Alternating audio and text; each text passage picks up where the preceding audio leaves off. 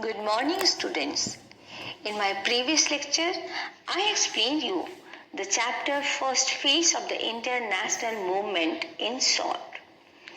Now, today I will explain you this chapter in detail. But before that, let me tell you, I'm going to teach from your revised syllabus.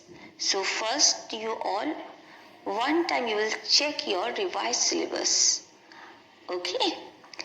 Okay, now let's start. First, let me tell you the three phases of the national movement. The national movement in India was more or less synonymous with the Congress movement. It can be classified into three phases on the basis of the objectives and the methods of struggle. So these three phases were the early nationalist or the moderate phase, second, the aggressive phase, and the third, that is the Gandhian phase. Now, let me tell you who were the early nationalists or the moderates. From 1885 to 1905 AD, the Congress was led by a group of leaders known as moderates. Prominent amongst them were Dadabhai Naoroji, Firoz Shah Mehta, Vomis Chandra Banerjee, Surendranath Banerjee, Rasbihari Bose, Ramesh Chandra Dutt, Mahadev Govind Ranade, P.R. Naidu, Subramanya Iyer, Anand Charlu, Anand Mohan Bose, and other English educated Indians were there. They were all beliefs in liberal and moderate approach in politics. Their main objectives were to awaken the organized, organic public opinion, to arouse political consciousness and national spirit of the Indians, to educate and unite Indians on common political and economic issues, to create a strong British public opinion in favor of the genuine grievances on the Indians, to establish colonial form of self-government. Now let me explain you about the program, objectives and the demands of the early nationalists. Their main demands were, first, that is the constitutional reform. They asked for the abolition of the Indian Council. The Congress at its very first session asked for the expansion of the legislative councils created by the Act of 1861. They required all legislative measures and financial questions, including budgets, to be submitted to these councils.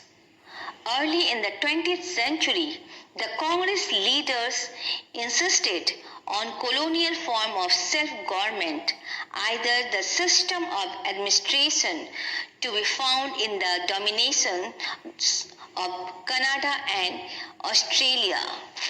Now the next, that was the administrative reforms. The Congress urged upon the government to give effect to the different reforms. These were wider employment of Indians in the higher services, holding of simultaneous examinations both in England and in India for recruitment to the Indian civil service, adequate representation of the Indians in the executive council of the viceroy and those of the governors, complete separation of executive and judicial functions, an increase in the powers of the local or the municipal bodies and reducing official control over them. Now next is the economic or the socio-economic reforms. The early Congress leaders demanded reduction in land revenue and protection of peasants against unjust demands of the jamindars, giving of a cheap credit to the peasants through agricultural banks, total abolition of salt tax and the duty on sugar, industrial growth through trade, protection add a heavy tax on imported goods and government loans for the development of iron, coal, paper and sugar industries. Reduction in expenditure on the army and the money thus saved to be spent on social services such as health and education. Now, next, that is the defense of civil rights. The early nationalists defended civil rights whenever the British government tried to curtail them. In fact, it was because of the political work done by the early nationalists that democratic ideas began to take root among Indians. The early nationalists demanded the civil rights. These civil rights were removal of the restrictions imposed by the British government on the freedom of speech and the freedom of the press, abolition of the Preventive Detention Act and restoration of the individual liberties, restoration of right to assemble and form of the associations. So these all were the defense of the civil rights. Now let me explain you about the methods of the early nationalists. The early nationalists did not believe in agitation or unconstitutional means. They carried their agitation through petition to high government officials, resolutions, meeting in towns, cities and the countryside, distribution of leaflets and pamphlets, preparing memorandum for the government committees and delegations of leading politicians to England. The memorandum or the petition were formally addressed to the government. Actually, as Ranade puts it, they were addressed to the people so that they may learn how to think in these matters. Now, the main methods adopted by the early nationalists had two objectives. First set of method and the second set of method. Their first objective was to educate people in India in a modern politics, to arouse national political consciousness and to create a united public opinion. For this purpose, they held meetings where speeches were made and resolutions for popular demands were passed. They made use of the press to criticize government policies. They sent memorandum and petitions to government officials and the British Parliament. These petitions were carefully drafted with facts and arguments. Through these petitions were addressed to the government, their real aim was to educate the Indian people. Now the second set of method or the second objective of the early nationalists was to influence the British government and the British public. To achieve these objectives, they made use of 3 P's. These P's are petitions, prayers and protests. They sent petition, requests and letters of protest to the British government to look into the problems of the Indians. A British committee of the Indian National Congress was set up in London in 1889, which published a weekly journal, India, to present India's case before the British public. Deputations of Indian leaders were sent to Britain. These political leaders carried on active propaganda in Britain. Now, let me explain you about the prominent leaders in the early days of the Indian nationalism. There were such distinguished figures among the early nationalists as Dadabhai Naoroji, Mahadev Govind Ranade, Firoz Shah Mehta, Surendranath Banerjee and Gopal Krishna Gokhale. Now first, I will explain you about the Dadabhai Naroji. Dadabhai Naroji was one of the pioneer Indian statesmen. He came to be known as the Grand Old Man of India. He was born on 4th September 1825 in a Parsi family of Mumbai. In 1854, he was appointed professor of mathematics in the Elphinstone College, Bombay, Mumbai. Dadabhai's love for nation and his contributions to the nationalist movement may be studied in the following way. Now the main contributions what he has done for our country. First, that was the India's unofficial ambassador in England. In 1866, Dadabhai founded the East India Association in London. Its object was to inform the British of the true state of affairs in India. During his long stay in England, he made friendship with eminent Englishmen like Gladstone, Bradlaugh, and Bright. He was the first Indian to have won a seat in 1892 in the British House of Commons. As member of British Parliament, he rendered admirable service to the cause of India and the people of Indian origin in South Africa. It was due to the efforts of Dadabhai and Bradlaugh that the British House of Commons passed a resolution recommending that the ICS examination be held simultaneously both in England and in India.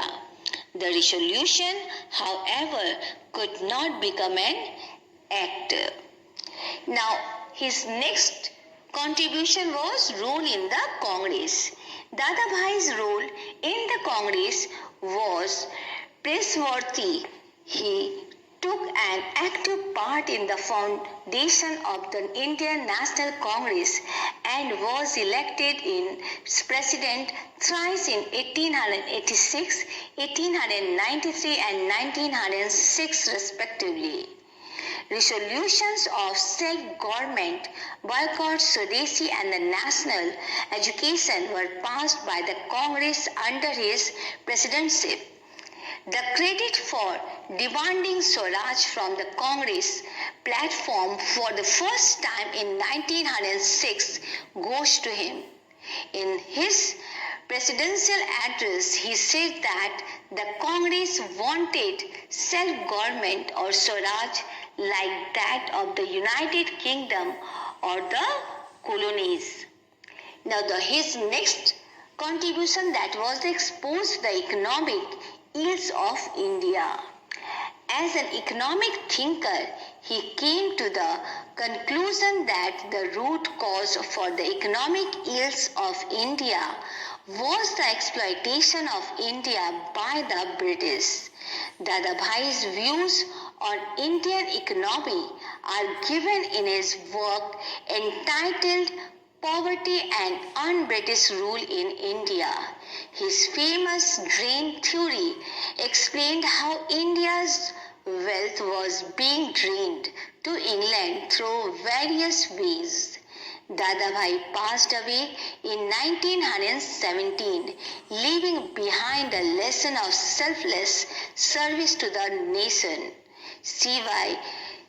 Chintamani had rightly said the public life of India had been adorned by a galaxy of brilliant intellects and selfless patriots, but there has been in our time none comparable with Dadabhai Naroji.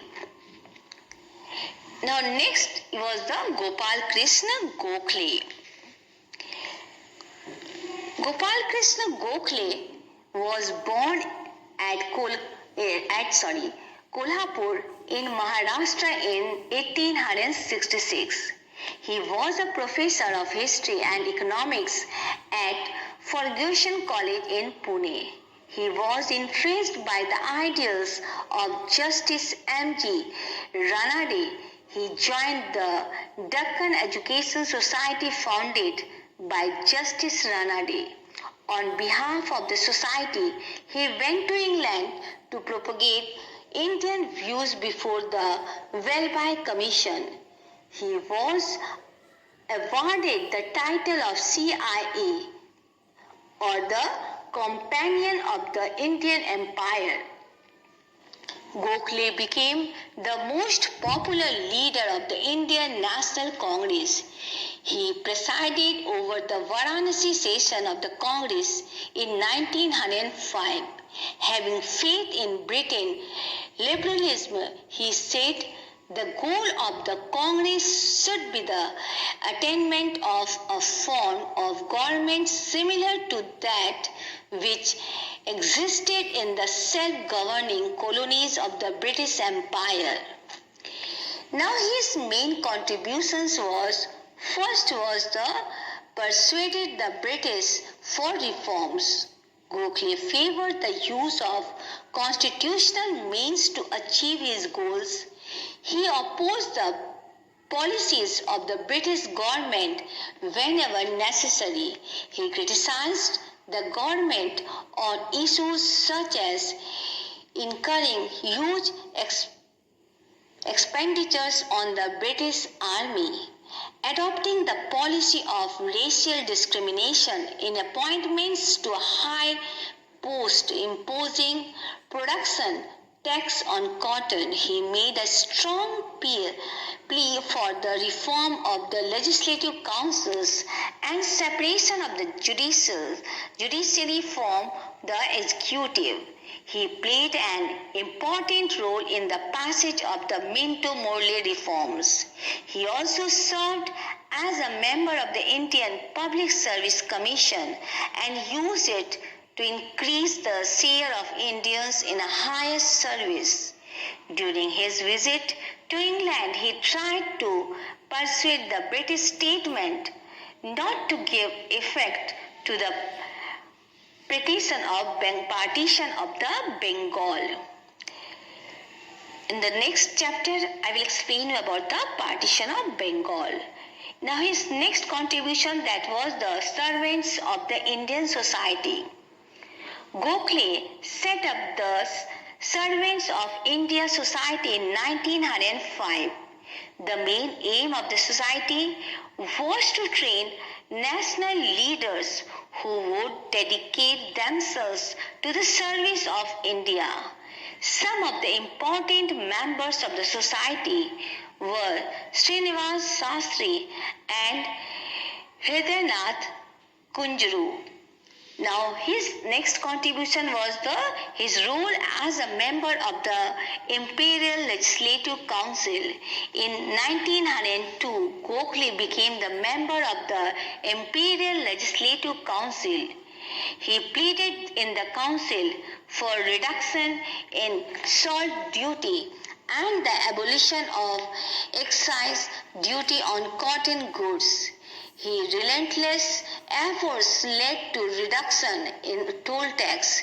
He tried to introduce a bill with a view to make primary education compulsory, but he could not achieve much success in it.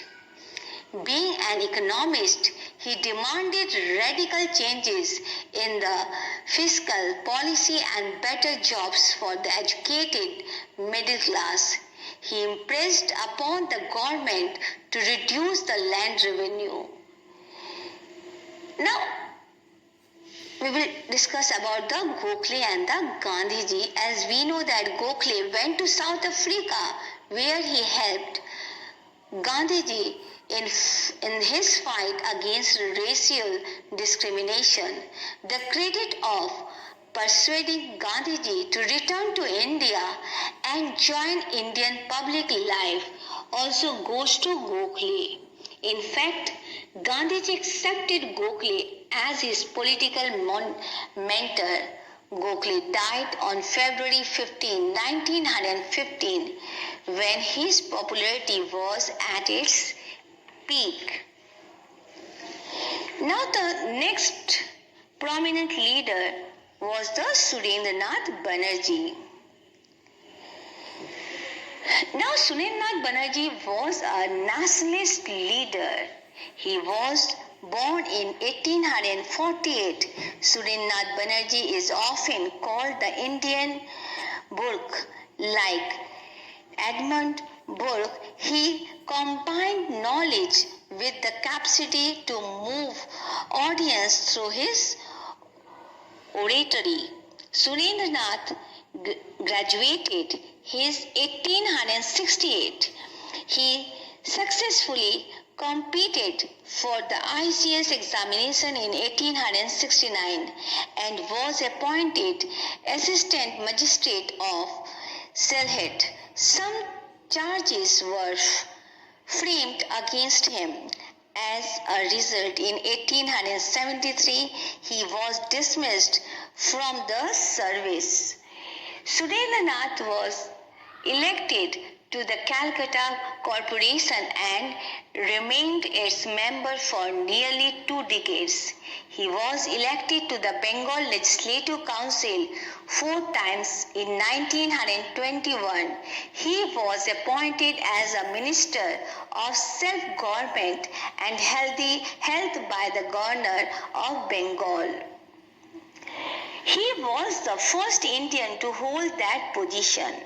He advocated use of constitutional methods for the attainment of India's goal. His famous saying was, "Opposition where necessary, cooperation where possible." Now his contributions were, first, that was the established the Indian Association to fight against the wrong policies of the British. He founded the Indian Association in 1876. Its aim were to educate the people, to create strong public opinion in the country, and to arouse political consciousness and unity. His next contribution was created an all-India political organization. In order to create an all-India political organization, Surendranath convened the Indian National Conference in 1883 at Kolkata. Surendranath Banerjee's Indian National Conference merged with the Indian National Congress in 1886, as both organizations had similar objectives. He presided over 2 sessions of the Congress in 1895 and 1902. Now his third contribution, that was the political ideas. Banerjee edited a newspaper, Bengali, which served as a powerful medium for mobilizing public opinion. His book, Nation in the Making, gives an account of his political concern and his views about self-government.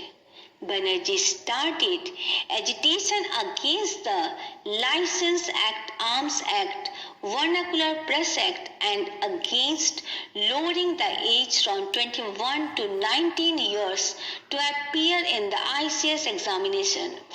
He opposed the Morley Minto reforms of 1909, which introduced separate electorates for the Hindus and the Muslims. He also opposed the division of Bengal by Lord Curzon in 1905. Banerjee, popularly known as the father of Indian nationalism. Now, all these were there in this chapter. Now you all read this chapter thoroughly and do the exercise work which is there in the back side of your chapter. Thank you. God bless you all.